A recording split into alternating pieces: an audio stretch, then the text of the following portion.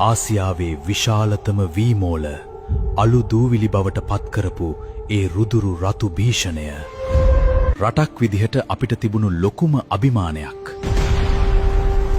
එක රැයකින් අලු දූවිලි කරලා දාපු සාපකාරී අතීතය අමතකද?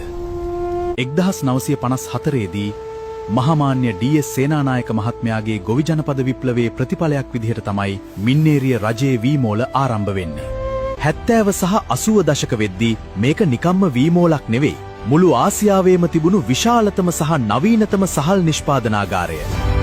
අපේ රට හැබැයි 88-89 භීෂණ සමයේදී මේ රටේ සංවර්ධනයට වෛර කරපු JVP සන්නද්ධ කල්ලිවල උණ්ඩයට සහ ගිනිකූරට මේ මහා ජාතික සම්පතත් බිලි වුණා. රටේ ජනතාවගේ බඩගින්න නිවන්න තිබුණු කෝටි ප්‍රකෝටි ගණන් වටිනා සහල් ගබඩා සහ නවීන යන්ත්‍ර සූත්‍ර එක රැයකින් ගිනිබත් කළා.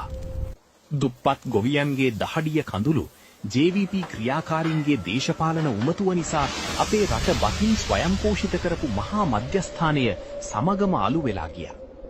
මින්නේරිය වීමෝල අදටත් නටඹුන් වෙලා තියෙන්නේ එදා කරපු ඒ සාහසික විනාශයේ ජීවමාන සාක්ෂිය විදිහටයි.